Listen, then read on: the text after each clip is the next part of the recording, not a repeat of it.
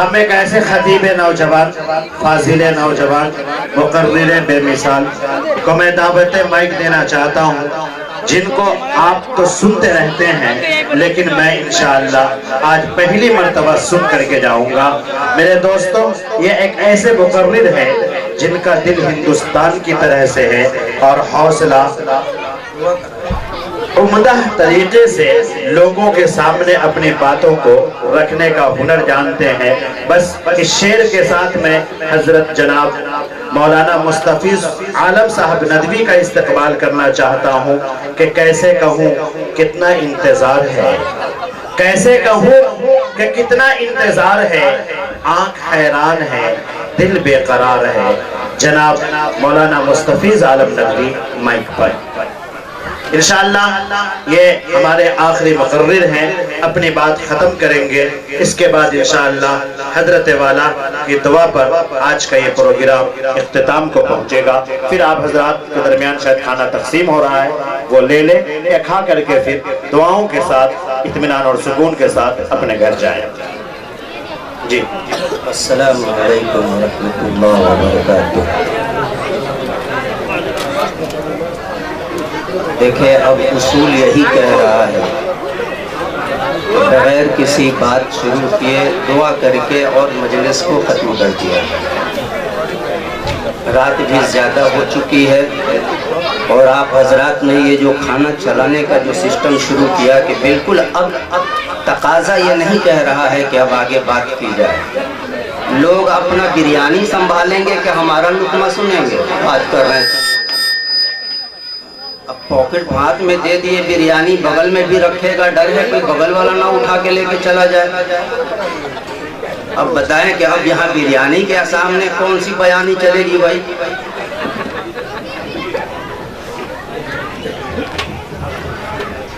اب صدر صاحب کا حکم ہو چکا ہے، ممبر ہیں اور ہمارے اقبال بھائی درس قرآن کے بہت متحرک فعال شخصیت میں سے ہیں، تو آئیں بس تھوڑا سا دیکھتے ہیں کہ کتنا بول پاتا ہوں۔ مولانا مفتی ابو نصر صاحب نے ایک بات کہی تھی کہ ہمیں تو چلتا پھرتا آدمی ہوں، انہوں نے ڈیسائیڈ کر دیا تھا کہ بھائی چلتا پھرتا کے علاوہ جو بچ جاتا ہے دو ہی کنڈیشن رہ جاتی ہے، یا تو مردہ ہوتا ہے یا اسٹیچو ہوتا ہے۔ دونوں خود نہیں ہٹتے، ہٹانے پڑتے ہیں، اٹھا کے پہنچانے پڑتے ہیں۔ تو اب آپ تیار ہو جائیے، یا تو ہٹانے کے لیے، نہیں تو کہیں کہ ہم دعا کر کے بات مکمل کر دیں۔ مائک میں آواز لوگوں کی شکایت ہے، میری نہیں، ہم کو تو بنا مائک کبھی کہیے گا، یہاں تک تو اللہ کا شکر ہے، اتنا مجمع سنبھال لوں گا۔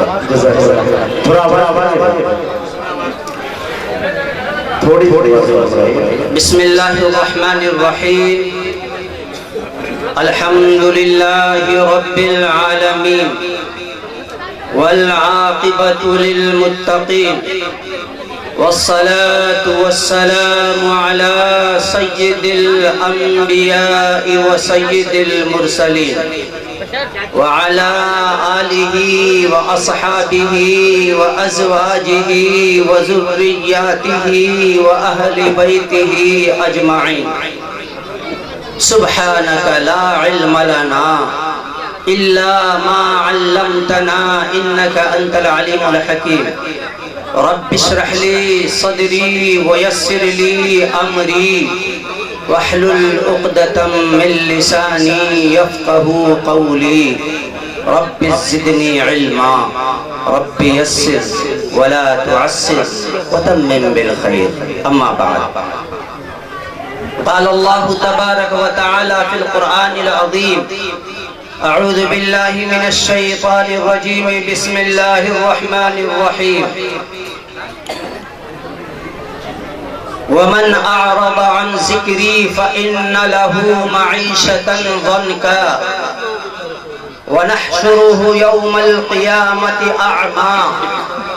قال رب لما حشرتنی اعمی وقد كنت بصیرا۔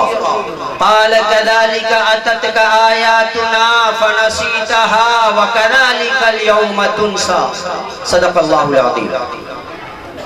محترم و معزز علماء کرام و قابل قدر سامعین اعظام، آج کا یہ جو جلسہ ہے ماہر مسجد کا تاریخ ساز جلسہ ہے جو اس مسجد کی بنیاد ایک صاحب نے بتایا کہ نیئر اباؤٹ کم و بیش 520 سال ہو گئے. یہ جو مسجد ہے ماہر مسجد 520 سال کے بعد ایک یہ آج پہلا جلسہ منعقد ہوا ہے.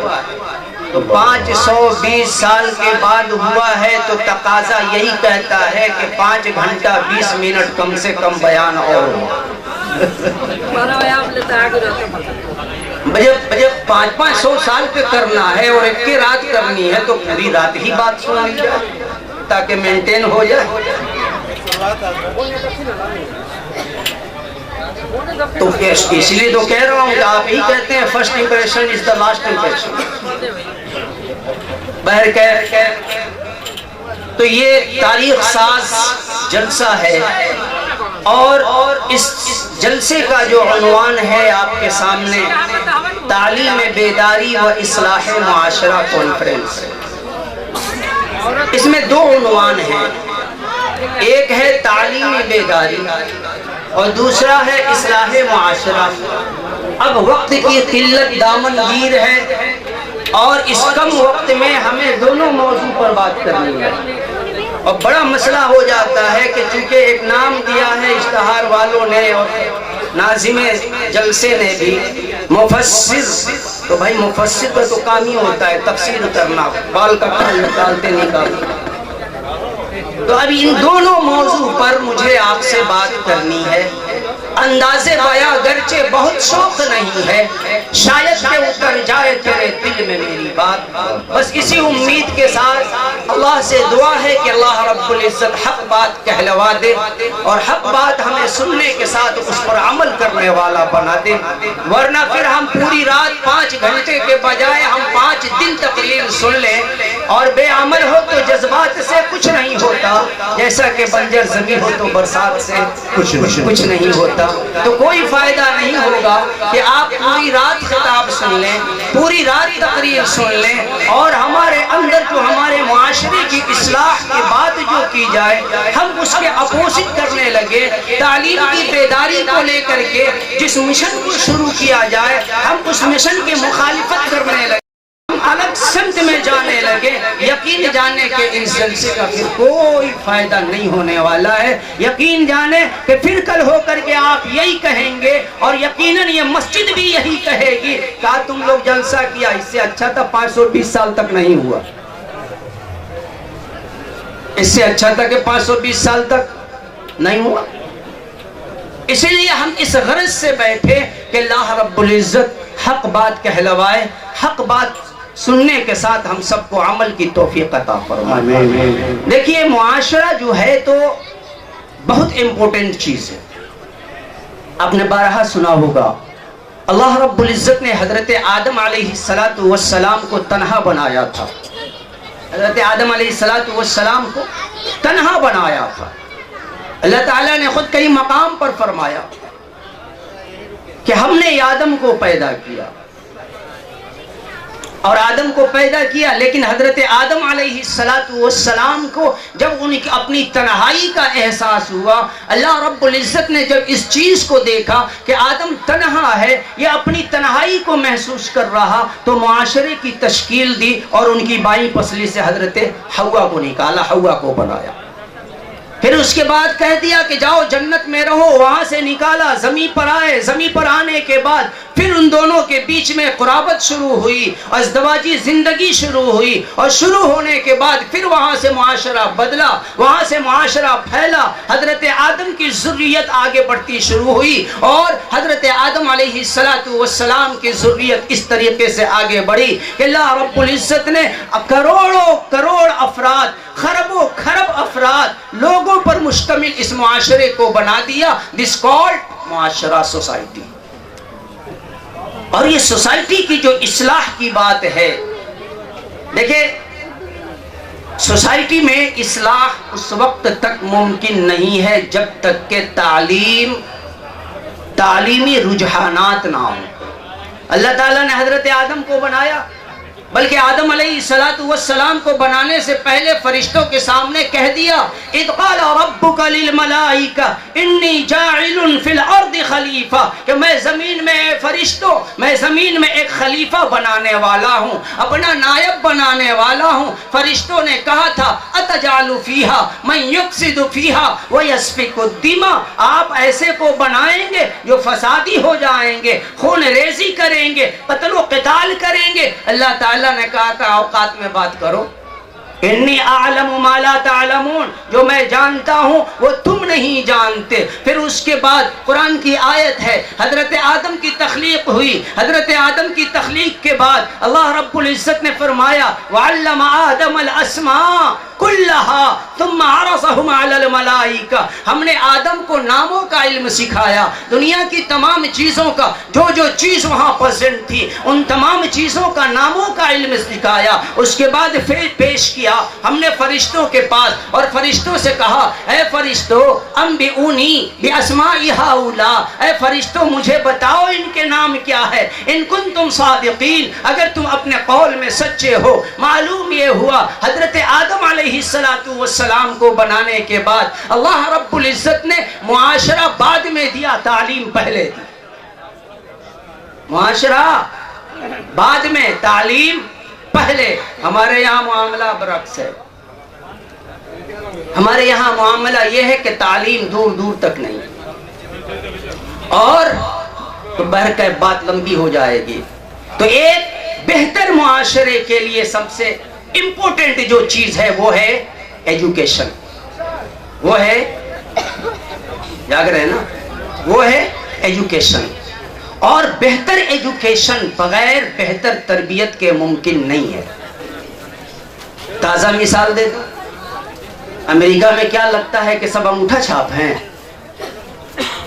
ان کے پاس علم کی کمی نہیں ہے، ان کے پاس ایجوکیشن کی کمی نہیں ہے۔ بہت دنیا کے سب سے موسٹ امپورٹنٹ ایجوکیٹڈ علاقہ مانا جاتا ہے امریکہ، باوجود اس کے ان کے پاس تربیت کی کمی تھی، تعلیم کے ساتھ تربیت نہیں ہوئی تھی۔ نتیجہ یہ کہ ظالموں پر بم بارود برسانے کے لیے اپنے دہانے کھول دیا، دروازے کھول دیا۔ کیوں؟ تعلیم تھی مگر تعلیم بغیر تربیت۔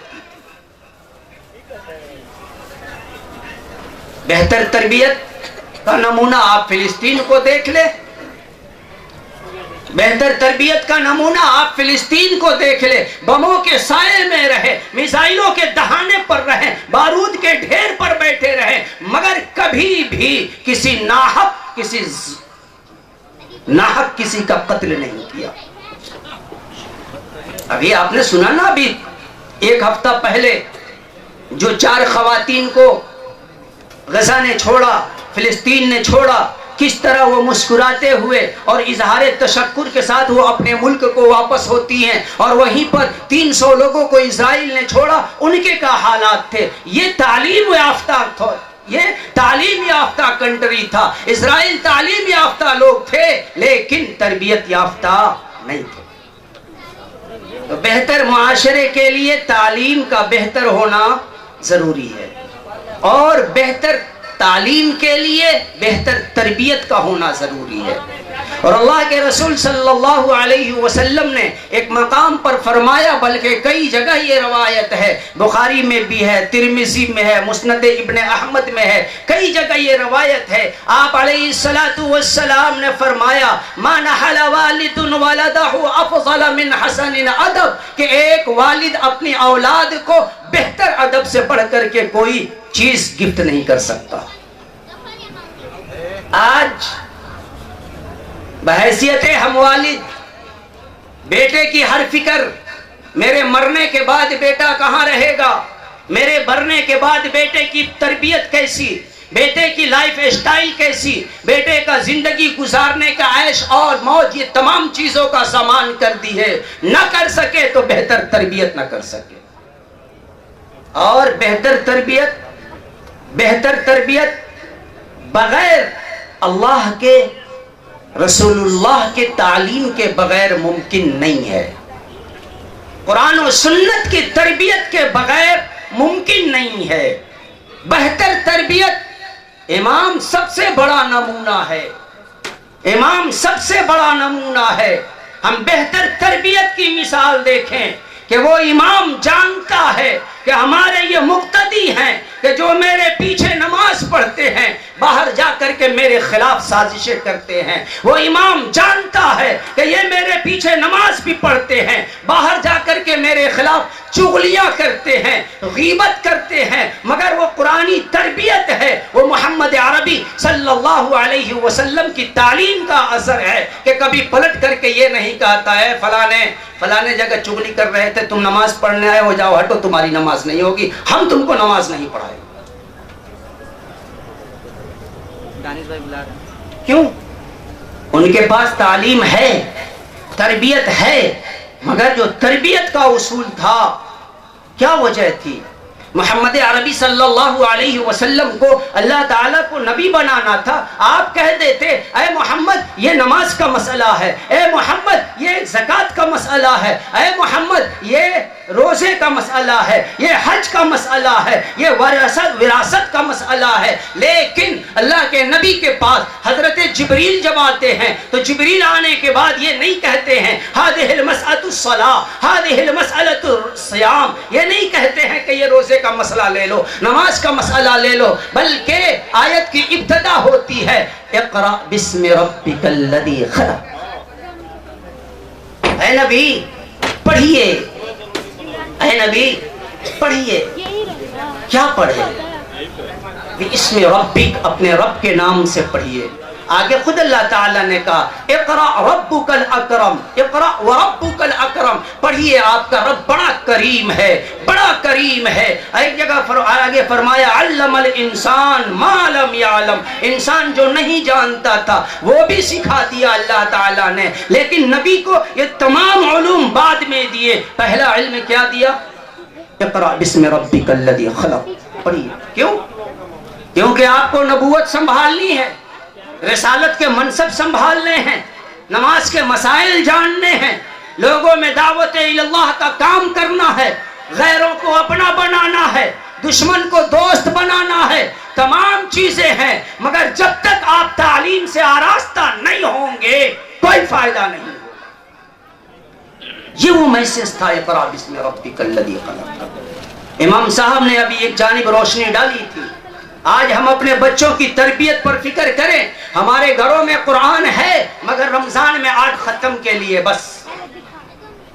ہمارے گھروں میں قرآن ہے مگر ہم انتظار کرتے ہیں کہ دادا مرے والا ہے, مر جائیں گے تب قرآن خوان پڑھیں گے. بتاؤ, ایسی اولاد دعا کر رہی ہے, نانی مرے والی ہے تب پڑھیں گے 5 ختم 8 ختم. واہ, رمضان آ رہا ہے, کمپٹیشن چلے گا نوجوانوں میں, 3 ختم, تو کہ ختم, 4 ختم, تو 5 ختم, تو ابھی 5 دن باقی ہے, 8 ختم, اور رمضان ختم, سب ختم. اس لیے آیا تھا قرآن اس لیے آیا تھا. ہم قرآن کی عظمت سے واقف نہیں, قرآن کی حقیقت سے واقف نہیں, قرآن کی روحانیت سے واقف نہیں, قرآن کی تقدس سے واقف نہیں, قرآن کی طہارت سے واقف نہیں, کسی اعتبار سے ہم قرآن کے قاف سے واقف نہیں. اور ہم کیا سمجھتے ہیں کہ ہم مسلمان ہیں؟ کون جانتا ہے قرآن کے بارے میں؟ کیا جانتے ہیں قرآن کے بارے میں؟ یہ قرآن وہ قرآن کہ جس کو سن کر کے جناتوں کی جماعت نے کہہ دیا, کیونکہ وہ جنات نے قرآن کو سمجھ لیا کہ وہ قرآن جب گزر رہے تھے جناتوں کی ایک جماعت گزر رہی تھی, قرآن کریم نے ان کے نام پر مکمل ایک سورت اتار دی. اور یہ آیت کیا تھی؟ قُلْ أُوحِيَ إِلَيَّ أَنَّهُ اسْتَمَعَ نَفَرٌ مِّنَ الْجِنِّ, کہہ دیجئے کہ اوحیٰ الیہ, مجھ پر ایک آیت ہوئی, مجھ پر وحی ہوئی, انہ استمع نفر من الجن, جناتوں کا ایک قافلہ گزر رہا تھا, جناتوں نے سن لیا, سننے کے بعد کہا انا سمعنا قرآنا عجبا, ہم نے عجیب ایک قرآن سنا ہے, عجیب قرآن سنا ہے. کیسا تھا قرآن؟ اس قرآن کی عظمت کیا تھی؟ قرآن کی برکت کیا تھی؟ کیا کہہ رہا تھا وہ قرآن؟ یہدی الی الرشد, نیکی کی رہنمائی کر رہا تھا، ہدایت کی رہنمائی کر رہا تھا، صراط مستقیم کی رہنمائی کر رہا تھا، اللہ کی رضا کی رہنمائی کر رہا تھا۔ فآمنا بہ، ہم اس قرآن پر ایمان لاتے ہیں۔ وَلَن نُشْرِكَ بِرَبِّنَا أَحَدًا، اور ہرگز ہرگز آج کے بعد ہم اللہ کے علاوہ کسی کو شریک نہیں کریں گے۔ جناتوں کو قرآن سمجھ میں آ گیا۔ حضرت عمر کا واقعہ سنا ابھی، بے شمار ایسے واقعات ہیں کہ قرآن کو سنا، قرآن کو سننے کے بعد لوگوں کے دل کی کیفیت بدل گئی، دل کے حالات بدل گئے۔ کیوں؟ ان کے سامنے قرآن کی عظمت کا انہوں نے خیال کیا تھا، قرآن کی عظمت کو سمجھ لیا تھا، قرآن کی روحانیت کو سمجھ لیا تھا، قرآن کی پاکیزگی کو سمجھ لیا تھا۔ وہ سمجھ لیا تھا کہ یہ قرآن صرف تلاوت کے لیے نہیں ہے، یہ قرآن ہدایت کے لیے۔ دعویٰ ہے نا قرآن کا، ذَلِكَ الْكِتَابُ لَا رَيْبَ فِيهِ، یہ وہ کتاب ہے جس میں رد و ذرہ برابر بھی شک و شبہ کی گنجائش نہیں ہے۔ هُدًى لِّلْمُتَّقِينَ، متقیوں کے لیے رہنما ہے، متقیوں کے لیے ہدایت ہے۔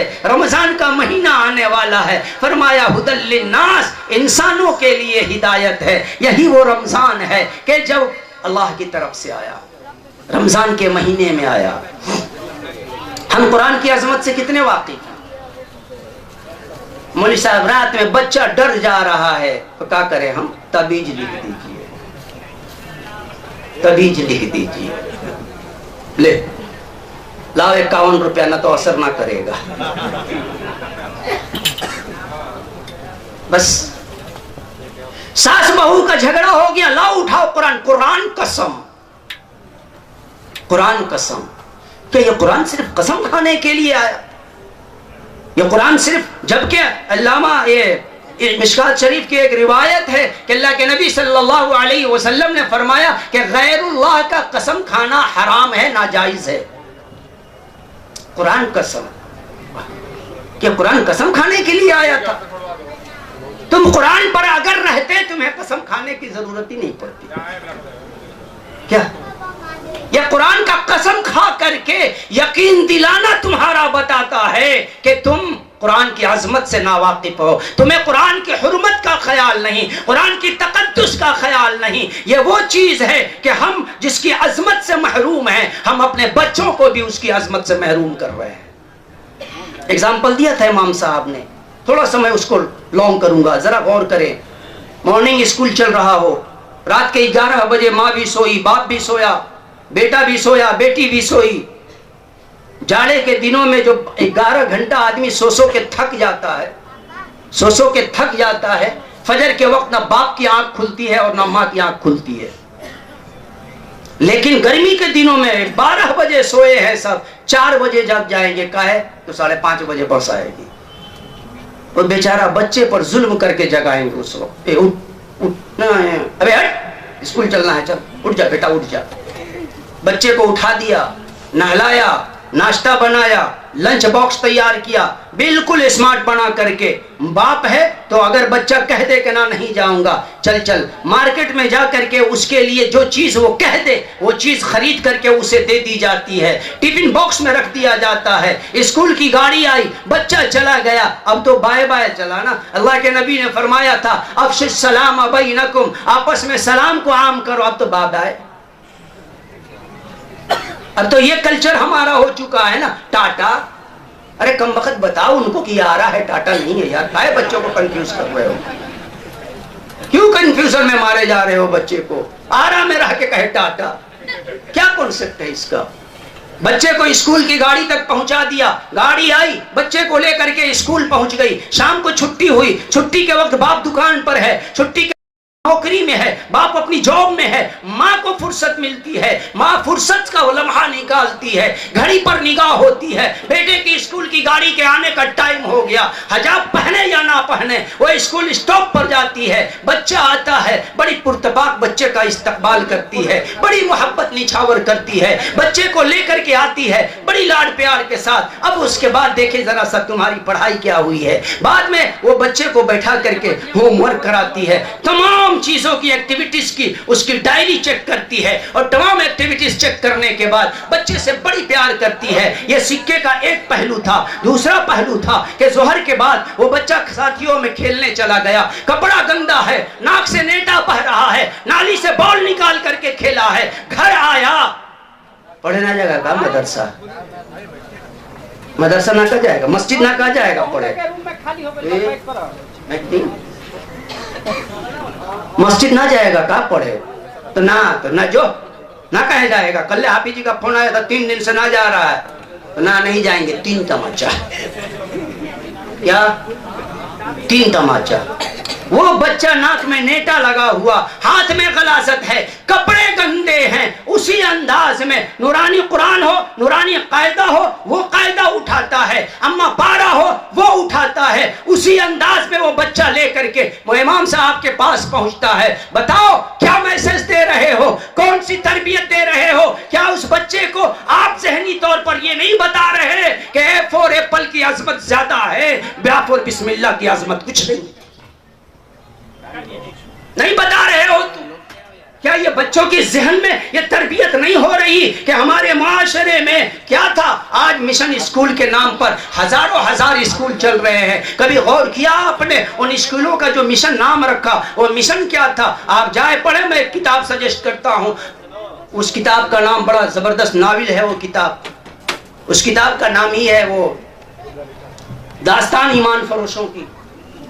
آپ جائیں اس کتاب کو پڑھیں. اس کتاب میں جو کوئی بھی صلیبیوں کی جو جنگیں ہوئی ہیں یہ سلطان صلاح الدین ایوبی کے ساتھ, تو اس میں یہ تمام چیزیں یہ چیزیں لکھی گئی ہیں کہ جتنے بھی صلیبیوں کی آپس کی میٹنگ ہوئی ہے ان کا ایک ہی مقصد تھا, ہمارا جھگڑا مسلمانوں سے نہیں ہے, ہماری لڑائی مسلمانوں سے نہیں ہے, ہماری لڑائی اسلام سے ہے. میں نہیں چاہتا کہ دنیا سے مسلمان ختم ہو جائے, میں یہ چاہتا ہوں مسلمان باقی رہے, ان کے اندر سے اسلام ختم ہو جائے. یہ وہ مشن ہے جس مشن پر کام کر رہا ہے, یہ وہ مشن ہے.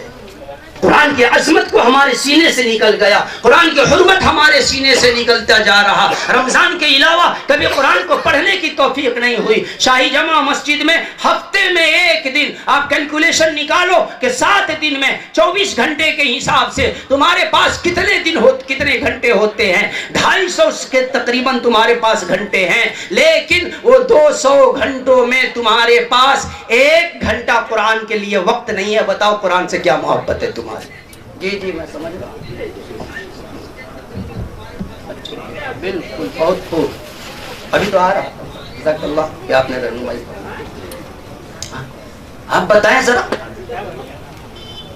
شاہی جامع مسجد میں 1 گھنٹے کا 11 سے 12 بجے کا درس قرآن چلتا ہے, لیکن گنتی کے 2.5% بھی ہوتے تو کہتا کہ زکوٰۃ والے آئے ہیں, اتنے بھی نہیں ہوتے. گنتی کے 25 لوگ. یہ میں لاسٹ بتا رہا ہوں. وہ جماعت, تبلیغی جماعت کے ساتھی ہیں ہمارے بیچارے, اگر کہیں سے جماعت آئی ہو وہ شامل ہو جاتے. ہم ذرا غور تو کریں, کہاں ہے قرآن کی عظمت ہمارے سینوں میں؟ ماؤں بہنوں کا خیال کر کے ہم نے یہ پیچھے شاہ آباد ہوریزن اسکول جو پرانا IIT تھا, وہاں پر ہم نے اتوار کو خواتین کے لیے, عورتوں کے لیے 2:30 بجے سے 3:30 بجے کا اہتمام کیا. محلے کی اگر عورتیں آ جائیں تو شاہ آباد ہوریزن اسکول کم پڑ جائے, لیکن ایک کمرے سے باہر نہیں نکل پاتی ہیں بیچاری. یہ بھی مٹھی بھر. کہاں جا رہے ہیں ہم؟ یقین کریں, یقین جان لیں ہم کہ ہمارا رشتہ جب تک قرآن سے نہیں ہو سکتا, جب تک سنت رسول اللہ سے ہمارا تعلق نہیں ہو سکتا. قرآن کریم کا ایک اصول ہے, اللہ کا ایک فرمان ہے, یا ایھا الذین آمنوا ادخلوا فی السلم کافہ. اے مسلمانوں, نہ اے ایمان والو, مکمل اسلام میں داخل ہو جاؤ. مکمل داخل ہونے کا کیا مطلب؟ ایک پیر باہر ہے, ایک پیر اندر. اکسی پھنسا کے شیطان کھینچ لے گا باہر, بتا دے رہا ہوں. اسی لیے اللہ تعالیٰ نے کہا مکمل اسلام میں آ جاؤ. کیوں؟ باہر رہیں گے تو کیا ہوگا؟ وَلَا تَتَّبِعُوا خُطُوَاتِ الشَّيْطَانِ. باہر کی جو دنیا ہے وہ شیطان کی دنیا ہے. ہم اپنے آپ کو قرآن سے جوڑیں. ہم قرآن کی عظمت پر بات کر رہے تھے. بھی بتائیں کہ ہمارے اسکول میں جو بچوں کی مستقبل اور ہمارے گھروں سے دین کو ختم کرنے کی جو سازشیں چل رہی ہے، اس کے لیے ہم اپنے بچوں کے اسکول کا فی کتنا دیتے ہیں؟ 4000 مہینہ. کم سے کم میں بتا رہا ہوں 3000 مہینہ، 5000 مہینہ. اب تو ایسے بھی آ چکے ہیں کہ 1.5 لاکھ پیکج سال بھر کا. ابھی تمہیں توفیق ہوئی کہ امام صاحب سے بھی کہے کہ امام صاحب بڑی کم لیتے ہیں آپ مہینہ بڑھا دیجئے. رجسٹر اٹھا کے کبھی دیکھو امام صاحب کا، تب معلوم ہو کہ ہمیں خبر ہے، معلوم ہے ہمیں کہ 9 مہینے کا فیس باقی ہے. بتاؤ. اور یہ قوم، ان کو یہ تعلیم و بیداری کی طرف ہم ان کو لا رہے ہیں. جو قوم اپنے امام کے قرآن کی تعلیم کا، بسم اللہ کی تعلیم کا، نورانی قاعدہ کی تعلیم کا، اسلامیات کی تعلیم کا، سنت نبوی کی تعلیم کا، احادیث مصطفی کی تعلیم کا، فقہ و مسائل کی تعلیم کا 9 مہینہ جو مہینہ باقی رکھے، بتاؤ کیا ہم ان سے توقع رکھیں؟ ذرا غور کر لیتے. 9 مہینے میں اگر کچھ نہ ہو تو ڈاکٹر کہتا ہے لاؤ جی پیٹ پھاڑ کے نکالو. ایک مدت ہوتی ہے 9 مہینے کی، 8 مہینے کی، 6 مہینے کی، 9 مہینے کی. امام کے وہ دیتے کتنا ہے؟ یہ نالائق دن بھر میں اتنے کا گٹکا چبا جاتی ہے یہ قوم. بھائی یہ مولانا، یہ یقین جانے، یہ ہنسنے کی بات نہیں ہے، رو کے ڈوب مرنے کی بات ہے کہ جہاں پر ایجوکیشن اور ماڈرن ایجوکیشن کے نام پر بچوں کو بے حیا بنانے کے لیے، بچوں کو اسلام کا مخالف بنانے کے لیے، بچوں کو دہریہ بنانے کے لیے، بچوں کو ایتھزم بنانے کے لیے ہزاروں روپے ہم مہینے دیں، اور قرآن کریم کی تعلیم کے لیے 100 روپے میں 9 مہینہ نانی مر جائے، تو بتاؤ کہ اس قوم کو رونے کا حق ہے یا ہنسنے کا حق؟ ضرورت اس چیز کی ہے ہم قرآن کی عظمت کو جانے. میرے بھائی، قرآن کے بارے میں مولانا نے ایک آیت پڑھی ہے، لو انزلنا هذا القرآن، اگر اس قرآن کو اتار دیتا میں علی جبل، کسی پہاڑ پر، لرأیتہ خاشعا متصدعا من خشیۃ اللہ، تو تم دیکھتے کہ اللہ کے خوف سے وہ چور ہو جاتا، اللہ کے خوف سے وہ چور ہو جاتا. ہم نے قرآن کریم کی ایک آیت پڑھی ہے خطبے کے بعد، وَمَنْ أَعْرَضَ عَنْ ذِكْرِي، اللہ کرے کہ یہ آیت سمجھ میں آ جائے. وَمَنْ أَعْرَضَ عَنْ ذِكْرِي، جس کسی نے بھی میرے ذکر سے، اکثر مفسرین کا یہ کہنا کہ ذکر سے مراد یہاں پر قرآن کریم ہے، کیونکہ اللہ تعالیٰ نے ایک مقام پر فرمایا نا، إِنَّا نَحْنُ نَزَّلْنَا الذِّكْرَ، ہم نے قرآن کو نازل کیا ہے، وَإِنَّا لَهُ لَحَافِظُونَ، اور ہم ہی اس کی حفاظت کریں گے. وہاں بھی ذکر آیا، یہاں پر بھی ذکر آیا. وَمَنْ أَعْرَضَ عَنْ ذِكْرِي، جس نے بھی میرے قرآن سے منہ موڑ لیا، قرآن کی تلاوت سے منہ موڑ لیا، قرآن کی ہدایت سے منہ موڑ لیا، قرآن کی عظمت سے منہ موڑ لیا، قرآن کی برکت سے منہ موڑ لیا، قرآن کی تقدس سے منہ موڑ لیا، قرآن کی صداقت سے منہ موڑ لیا. وَمَنْ أَعْرَضَ عَنْ ذِكْرِي فَإِنَّ لَهُ مَعِيشَةً ضَنْكًا، ہم اس کی دنیاوی زندگی کو تنگ کر دیں گے، دنیاوی زندگی کو تنگ کر دیں گے. ہم ذرا غور کریں، قرآن کی تلاوت سے ہم منہ موڑے، قرآن کی عظمت سے ہم منہ موڑے، قرآن کی حرمت سے ہم منہ موڑے، قرآن کی تقدس سے ہم منہ موڑے، اور اس کے بعد کہے کہ نا اسرائیل بڑی ظلم کر رہا ہے. دوسرے کو ہم الزام دیتے رہے، فلانے یہ کر رہے ہیں، فلانے یہ کر رہے ہیں، تم کیا کر رہے ہو؟ وہ معزز تھے زمانے میں مسلمان ہو کر، ہم خار ہوئے تاریخ قرآن ہو کر. وَمَنْ أَعْرَضَ عَنْ ذِكْرِي فَإِنَّ لَهُ مَعِيشَةً ضَنْكًا، یہ تو دنیا کا عذاب دیا اللہ تعالیٰ نے کہ دنیا کی زندگی کو اس کا تنگ کر دے گا اللہ تعالیٰ. آگے جو فرمایا ہوا، جب یہ تو دنیا کی بات تھی، آخرت میں کیا ہوگا؟ وَنَحْشُرُهُ يَوْمَ الْقِيَامَةِ أَعْمَى، اور قیامت کے دن ہم اس کو اندھا اٹھائیں گے. یہ پہلا عذاب کیا تھا؟ دنیا کی زندگی کو تنگ کر دیں گے، اس طرح سے تنگ کریں گے، اس طرح سے تنگ کریں گے، کوئی پریشانی ہوگی تمہیں، لوگ کہو کے پاس آؤ گے یہ پریشانی ہے، لوگ کہیں گے کہ جاؤ 2 رکعت نماز پڑھ لو، نہ بیٹ نماز سے ٹھیک ہوگی. ارے تو کاہے کا کہاں سے ٹھیک ہوگا؟ نہ وہ تبیج دے دیجئے، تبیج دے دیجئے. اب تعویذ بھی نہیں کہنے آتا، یہ حال، تبیج دے دیجئے. اچھا تبیج سے کیا ہو جائے گا؟ ٹھیک ہو جائے گا. اچھا اور کچھ؟ تو ہاں کل قرآن خوانی ہے، کیا کرو گے؟ تو وہ پورا مدرسہ کے بچوں کو اٹھا کے لائیے گا اور اس کے بعد سے دادا مرے ہیں فاتحہ پڑھنا ہے قرآن پڑھ کر کے. بتاؤ اس قوم کو کب عقل آئے گی؟ جس قوم کی عقل کا یہ تقاضا ہے کہ جو اپنے مردوں کے حق میں یہ امید رکھے کہ قرآن کی برکت سے مردوں کی مغفرت ہو جائے، ان زندوں کو احساس نہیں ہوتا کہ جب وہ قرآن مردوں کے حق میں اتنا کارگر ہو سکتا ہے، ہم زندوں کے حق میں کیا نہیں ہو سکتا؟ کیا نہیں ہو سکتا؟ نہ بستہ بھجوا دے دیجئے. کیوں؟ فَإِنَّ لَهُ مَعِيشَةً ضَنْكًا، ہم نے تمہاری زندگی کو تنگ کر دیا ہے. قرآن کی عظمت سے منہ موڑ لیا، قرآن کی حرمت سے منہ موڑ لیا، قرآن کو تم اپنے مخالف ہو گئے، قرآن کو سمجھنے کے لیے کبھی نہیں پڑھا. قرآن کبھی بھی اپنے بارے میں اعلان کرتا ہے تو وہ بس یہی کہتا ہے یہ وہ کتاب ہے جو ہدایت ہے مومنوں کے لیے، یہ وہ کتاب ہے جو ہدایت و بشارت ہے مسلمانوں کے لیے، یہ وہ کتاب ہے جو ہدایت ہے متقیوں کے لیے، یہ وہ کتاب ہے جو ہدایت ہے انسانوں کے لیے. اور ہدایت بھائی صرف تلاوت سے ہدایت نہیں سمجھ میں آئے گی. ایک بات سمجھ لیں، ہاں اللہ کے رسول صلی اللہ علیہ وسلم کا ایک فرمان ہے. دیکھیں بھائی 11:15 ہو چکا ہے، 11:30 تک کی مہلت ہے یا 1:30 بجے؟ میں پوچھ ہی رہا ہوں.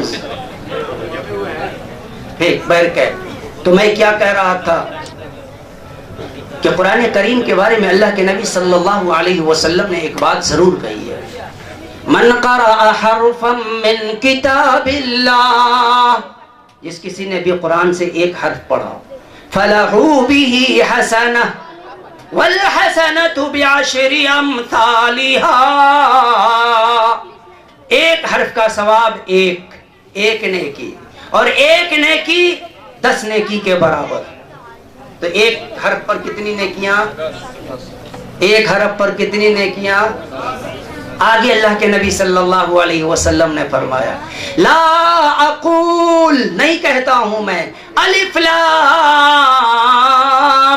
میم حرف، میں نہیں کہتا ہوں کہ الف لام میم یہ حرف ہے، ولیکن الف حرف، الف ایک حرف ہے، لام حرف، لام ایک حرف ہے، میم حرف، میم ایک حرف ہے. یعنی کہ قرآن سے جس نے بھی الف لام میم پڑھ لیا اس کو کتنی نیکیاں؟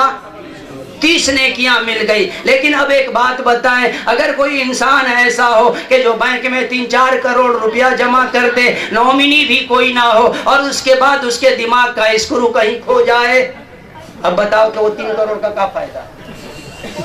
بتاؤ کیا فائدہ 3 کروڑ کا؟ اگر کوئی یہ کہے کہ چیکوا پہ سائن کر دو کہ پیسہ نکال کے تمہارا علاج کرائے، تو دے وہ چیک، پورا بایو ڈاٹا لکھنے لگے گا کہ اس عمر میں بھی اس کو شادی کی اب ضرورت پڑی ہو، ایجوکیشن اتنا، ہائٹ اتنا، فائٹ اتنا، یہ ساری چیزیں. کیا فائدہ ہوگا؟ بتائیں نا، وہ 3 کروڑ کا فائدہ ہوگا؟ نومینی نہیں ہے، میں پہلے ہٹا چکا ہوں، چکر میں پڑے ہیں کہ مولوی صاحب میرا نام نومینی میں ڈلوا دیجیے. نومنی امنی نہیں ہے، بنا نومنی کا ہے. کیوں؟ کوئی فائدہ نہیں، اس لیے کہ یہاں کا کنیکشن اس کا خراب ہو گیا. اسی طریقے سے ہم 8 ختم کر کے 8 ختم کا ثواب تو کر لیں گے، ہدایت نہیں ملے گی. کیا فائدہ؟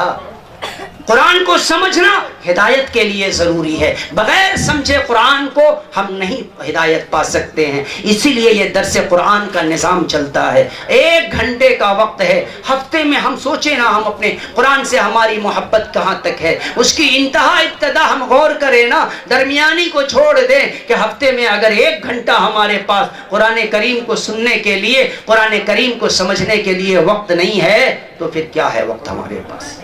ہم اپنے بچوں کو کیا تعلیم دے رہے ہیں؟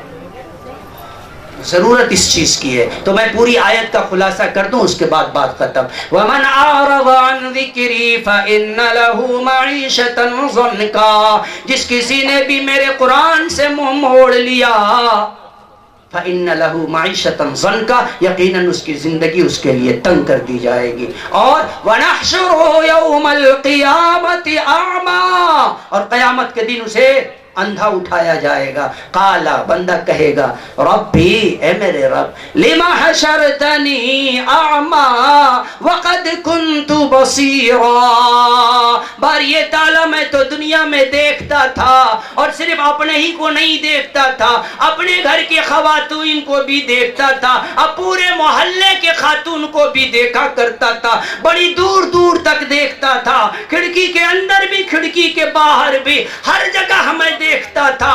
بے حیا عورتیں آتی تھی, میں دیکھتا تھا. ہم تو دنیا میں دیکھنے والے تھے.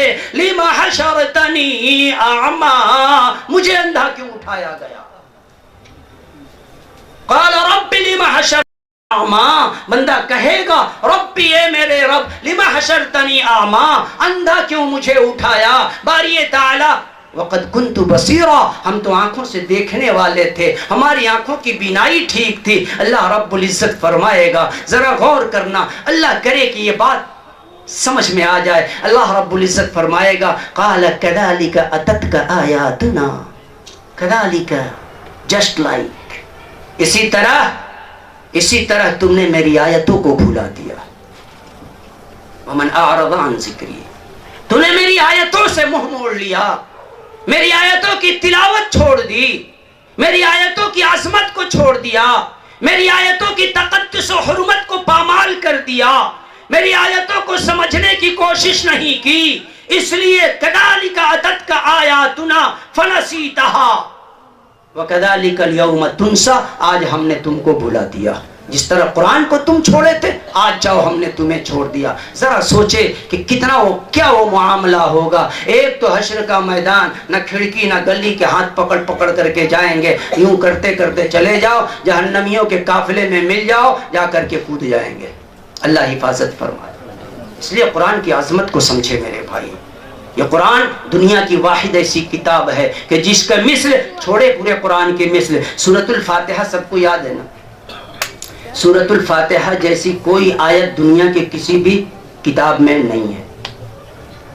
سورت کی اگر ہم بات کریں تو سورۃ الفاتحہ کی جتنی عظمت ہے, سورۃ الفاتحہ کی جتنی شان ہے, اور جتنا بلند و بالا مقام ہے, اس سے پہلے جتنی بھی کتابیں آئی ہیں, خواہ وہ توریت و زبور انجیل ہو یا صحف ابراہیم و موسیٰ ہو, کوئی بھی صحیفے آئی ہوں, تمام کی تمام دنیا کی جتنی کتابیں آئی ہیں, سورۃ الفاتحہ کے ٹکر کی کوئی سورت نہیں ہے. یہ تو سورت کی بات ہے نا. آیت الکرسی جیسی کوئی آیت نہیں ہے.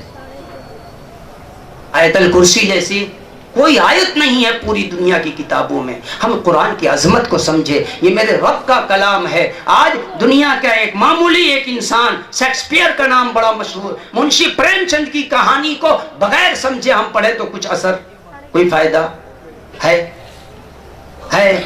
بتائیں نا, نہیں نا. بڑا واقعی اس کی قوم کا حال ہے.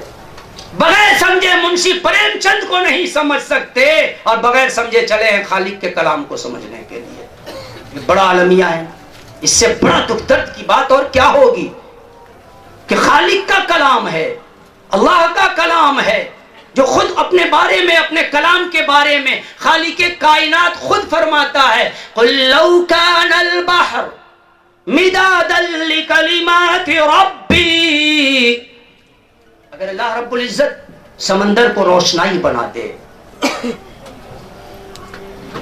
اور دنیا کی تمام درختوں کو قلم بنا دے, آگے اللہ تعالیٰ نے کہا سوکھ جائیں گے سمندر, ختم ہو جائیں گے قلم. آگے اللہ رب العزت نے آخر میں فرمایا وَلَوْ جِئْنَا بِمِثْلِهِ مَدَدًا, اور اس طرح کے اور بھی سمندر دے دے, اور بھی قلم دے دے, اللہ کے کلام کی تکمیل نہیں ہو سکتی. دنیا کی سب سے بڑی کتاب وہ ہے کہ جب سے آئی ہے, جب سے یہ کتاب اتری ہے, اس وقت سے لے کر کے آج تک اس کتاب کو ایکسپلین کیا جا رہا ہے، اس کتاب کی تشریح کی جا رہی ہے، اس کتاب کی توضیح کی جا رہی، اس کتاب کی تفسیر کی جا رہی ہے، مگر آئے دن نئی نئی باتیں روز اضافہ ہوتا رہ رہا. کیوں؟ کیونکہ یہ اللہ کا کلام ہے. اللہ کا کلام کو سمجھ پانا قریب ہونا پڑے گا میرے بھائی، قریب ہونا پڑے گا. جب تک ہم قریب نہیں ہوں گے، اللہ کے قریب نہیں ہوں گے، کتاب کے قریب نہیں ہوں گے، صاحب کتاب کے قریب نہیں ہوں گے، وہ توفیق بھی چھین جائے گی، وہ توفیق بھی ہمیں نہیں ملے گی. وقت زیادہ ہو چکا ہے، مزید اب وقت گنجائش نہیں ہے کہ میرے پاس ہے آپ کے پاس نہیں ہے. میں بات واضح کر دوں، اس لیے بہتر نہ پرچی کی ضرورت نہیں ہے، ہم بنا پرچی والے، میں سمجھ گیا. یہ درود شریف پڑھ لیں کہ دعا کا اصول یہ بھی ہے کہ پہلے ہم استغفار کر لیں اور پھر درود شریف پڑھ لیں. اللہ کے نبی صلی اللہ علیہ وسلم نے ایک مقام پر فرمایا ہے کہ دعا سے پہلے اول و آخر میں جو درود پڑھ لی جائے وہ دعا قبولیت کے دروازے تک پہنچ جاتی ہے. اور دعا کے لیے ایک جو شرط ہے، الدعاء بین الخوف والرجاء، کہ یہ دو چیزوں کے بیچ کی نام ہے دعا. ایک اللہ سے ڈر بھی ہو، اللہ قبول نہ کرے گا تو ہم کہاں جائیں گے. اللہ سے امید بھی ہو، باری تعالیٰ تو سب کی سنتا ہے، ہماری بھی سن لے گا. اس امید کے ساتھ ہم دعا کر لیں، درود شریف پڑھ لیں. اللہم صلی علی محمد وعلی آل محمد کما صلیت علی ابراہیم وعلی آل ابراہیم انک حمید مجید. اللہم بارک علی محمد وعلی آل محمد کما بارکت علی ابراہیم وعلی آل ابراہیم انک حمید مجید. مولا کریم رحم کا، کرم کا، عفو کا، درگزر کا معاملہ فرما دیجئے.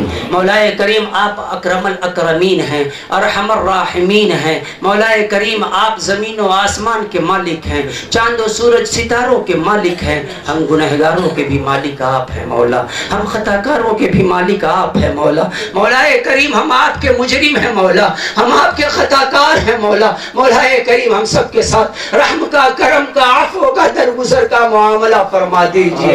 مولا کریم یہ وہ مہینہ ہے جس مہینے کے تعلق سے آپ کے حبیب نے فرمایا الشعبان شہری، یہ میرا مہینہ ہے. مولا آپ کے نبی کا یہ مہینہ ہے. مولا کریم ہم سب کی مغفرت فرما دیجئے، ہم سب کی مغفرت فرما دیجئے. مولا کریم صاحب یہ مسجد کے اراکین نے بڑی ہمت اور حوصلہ افزائی کے ساتھ اس بزم کا انعقاد کیا ہے. مولا کریم ان کے تمام قربانیوں کو، تمام کاوشوں کو قبول فرما لیجئے. مولا کریم جس نے بھی اس مسجد کو وقف کیا مولا وہ جانتا ہے، تو جانتا ہے. وہ تیری ایک نیک بندی تھی مولا، وہ نیک بندی تھی، ایک خاتون تھی مولا، ماہرہ، محترمہ ماہرہ، جس نے اس مسجد کی زمین کو وقف کیا، اس مسجد کی جگہ کو دی، جس جگہ پر 500-550 سال سے کم و بیش تیری بندگی کی جا رہی ہے، تیرے لیے نمازیں پڑھی جا رہی ہے، تیرے آگے سر جھکایا جا رہا. مولا کریم ہم تمام کے سجدوں کو قبول فرما، ہم تمام کے سجدوں کو قبول فرما. اور آپ کے حبیب نے جو فرمایا ہے کہ انسان کے مر جانے کے بعد 3 چیزوں کے ذریعہ مرنے والے کو ثواب ملتا ہے. اول چیز صدقۃ جاریہ ہے مولا، صدقہ جاریہ کے طور پر مرحومہ ماہرہ صاحبہ کے اوپر بھی مولا کریم اس ثواب کو نزول فرما. مولا کریم اور ان کے بعد سے اب تک جتنے بھی اراکین آئیں، منتظمین آئیں، بے شمار ائمہ آئیں، بے شمار افراد آئیں جنہوں نے اپنی طاقت کے اعتبار سے، صحت کے اعتبار سے، دولت کے اعتبار سے، ہر طرح سے مولا اس مسجد کی خدمت کو انجام دیا. مولا کریم ان تمام کی خدمات میں اگر کسی قسم کی خامی ہو، کجی ہو، مولا کریم ان کو معاف فرما کر کے ان کی قربانیوں کو، خدمتوں کو قبول فرما لیجئے، ان کی خدمتوں کو قبول فرما لیجئے. مولا کریم بے شمار ائمہ تیرے بندوں کو نماز پڑھاتے اس مسجد کے مصلی سے سیدھا تیرے قبر تک پہنچے ہیں،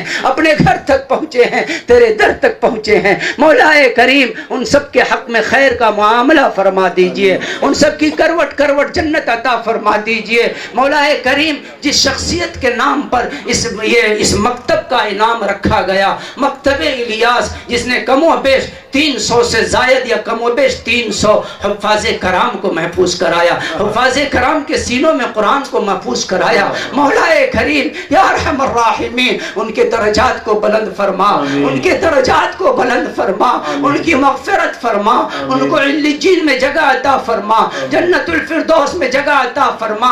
اسی طرح جتنے بھی ائمہ ہیں کہ جو خدمت کرتے کرتے یا یہاں کی خدمت کے بعد اس دنیا سے کوچ کر گئے ہیں، ان سب کے حق میں خیر کے فیصلے فرما دیجئے۔ جتنے بھی اراکین ہیں، موجودہ وقت میں جو اراکین ہیں، مولا کریم ان کی بھی قربانیوں کو قبول فرما لیجئے۔ یقیناً تیرے گھر کو سجانے میں بڑی قربانیاں پیش کی ہیں انہوں نے، تیرے گھر کو سنوارنے میں، تیرے گھر کو عالیشان اور خوبصورت مزین کرنے میں مولا کریم بڑی کوششیں کی ہیں۔ مولا کریم ان کا مقصد صرف یہ تھا کہ تیرا گھر خوشگوار، تیرا گھر بارونق ہو جائے، تیرا گھر خوبصورت ہو جائے، اور کوئی مقصد نہیں تھا مولا۔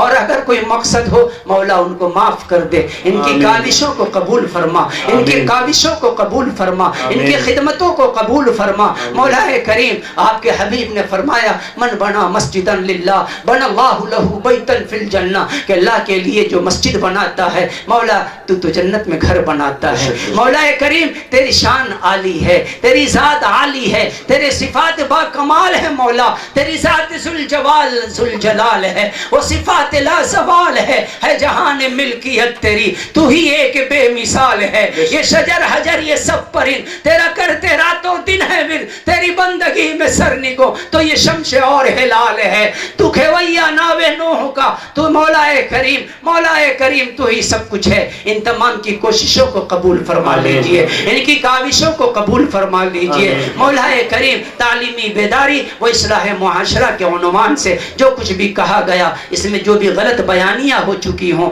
لسانی خطا ہو یا پھر توضیحی خطا ہو، مولا کریم ان تمام کو معاف فرما کر کے ہم سب کے بیٹھنے کو، کہنے کو، سننے کو قبول فرما لیجئے، قبول فرما لیجئے، اور ہم سب کے لیے اسے ہی نجات کا ذریعہ بنا دیجئے۔ مولا کریم ہم سب کے لیے صراط مستقیم پر چلنا آسان فرما دیجئے۔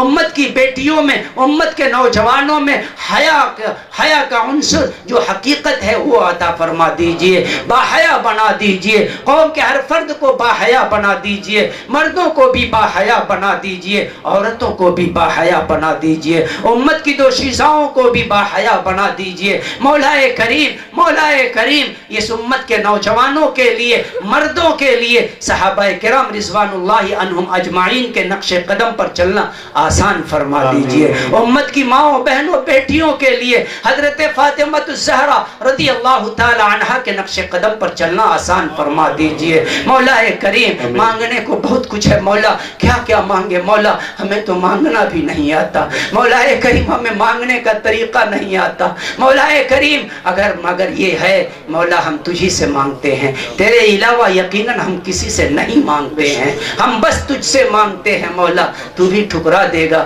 ہم کہاں جائیں گے مولا، کوئی در نہیں ہے مولا، ہم تیرے در کے علاوہ کوئی در سے ہم واقف نہیں ہیں مولا، ہمیں کسی اور در کا محتاج نہ بنا مولا، مجھے اپنا محتاج بنا کے رکھ، ہم سب کو اپنا ہی محتاج بنا، خود سے مانگنے والا بنا، قبول کر نہ کر مولا یہ تیری مرضی ہے مولا کریم، لیکن ہم گنہگاروں کا عریضہ ضرور ہے کہ شرف قبولیت سے نواز دے مولا، شرف قبولیت سے نواز دے مولا۔ مولا کریم تو نہ نوازے گا ہم برباد ہو جائیں گے، تو نواز دے گا ہم آباد ہو جائیں گے، ہم کامیاب ہو جائیں گے، دونوں جہاں میں سرخرو ہو جائیں گے مولا کریم یا ارحم الراحمین یا اکرم الاکرمین۔ جو کچھ بھی مانگا ہے اسے بھی قبول فرما لیجئے، مانگنے سے جو چیزیں رہ گئی ہیں جو ہم سب کے خیر کے لیے ہے انہیں بھی مانگے نواز دیجئے مولا کریم۔ ہم میں بہت سے بیمار ہیں، ہمارے گھروں میں ممکن کے بیمار ہوں، ہمارے دوست احباب پڑوس رشتہ دار میں بیمار ہوں مولا کریم، ان تمام بیماروں کو شفائے کامل عاجلہ دائمہ مستمرہ عطا فرما دیجئے۔